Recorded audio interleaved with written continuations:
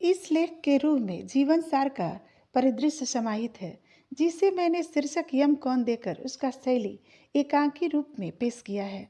दरअसल जीवन उपक्रम के दौरान सबसे वाचिक, मानसिक या फिर कर्म संगत हिंसा कुछ न कुछ हो ही जाती है, जिसका आक्षेप लोग एक दूसरे पर लगाते हैं या फिर अपने अपने आराध्य पर अपना दोष रख छोड़ते हैं।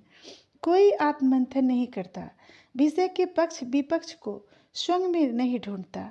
इंसान को कुदरती तौर पर आत्म विश्लेषण करने हेतु संगत सामर्थ्य मिला है। इंसान को चाहिए अपने नैसर्गिक गुणवत्ता को मंझे कसे, यानी समयानुरूप आत्मावलोकन करे।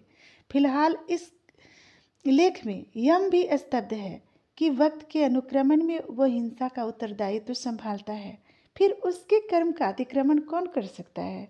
आखिरकार यम कौन है, वो या फिर कौन?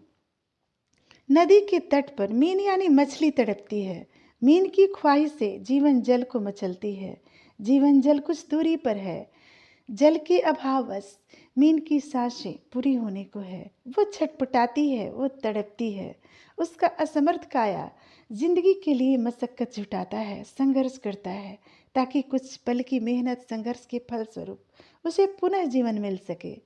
परिस्थितियों को पाकर भी मीन हारती नहीं है, उसका संघर्ष जारी है। इस समय एक बूंद पर मीन का जीवन टिका है। इसी एक बूंद उपलब्धि के लिए मीन का संघर्ष भी जुटा है।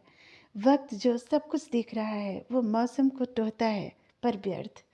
आसमान भी सूखी पड़ी है। वक्त सोचता है, रो पड़ ए आसमान इस दिन की ऐसी दुर्दशा पर। तेरे अश्रु की कुछ बूंदें ही शायद कृपा कर दे इस पर। वक्त जो सब कुछ देखता है, वह पुनः अपनी राह में सोचता है। एक समय ये है कितना कारुणिक, कितना मार्मिक। एक समय था मीन के जीवन का क्षण भर पहले। दोनों में दूरियां बस एक डेग का या मात्र दहलीज का है। वक्त खुद को आक्षेप लगाता है।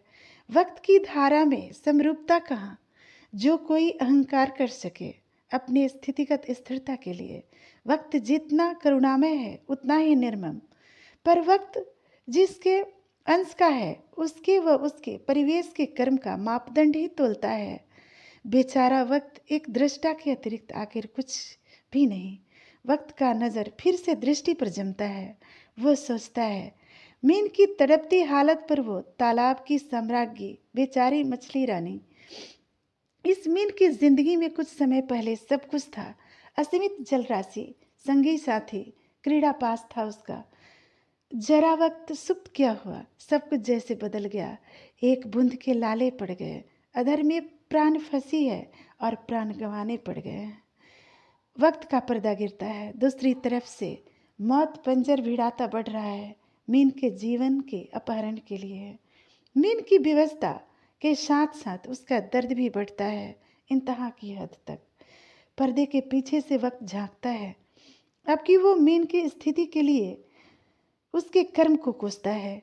एक भूल मीन की समय से पहले तुझे तट पर ला पटक दी।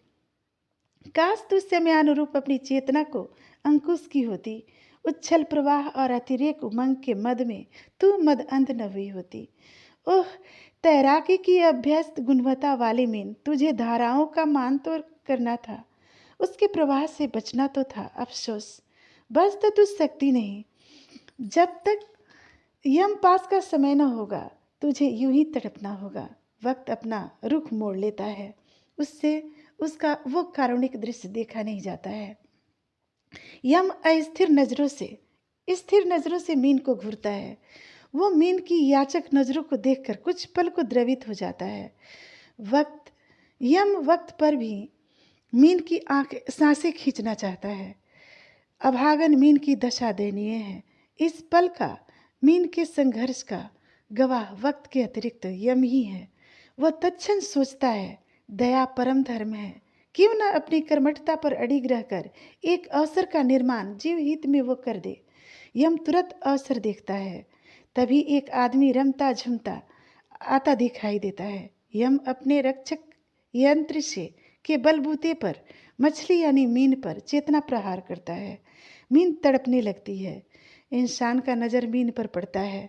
यह मुस्कुराता हुआ संकल्पित होता है, अगर यह आदमी मछली यानी इस मीन को अगर जल में छोड़ देगा या प्रवाहित कर देगा तो वो भी मीन के प्राण हरण की दुश्चेष्टा नहीं करेगा।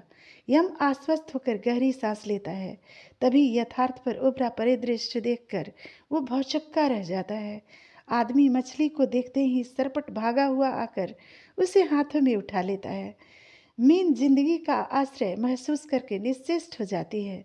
मीन को देखकर इंसान की आंखें चमकने लगती है, जिह्वा होठों पर फिरने लगता है।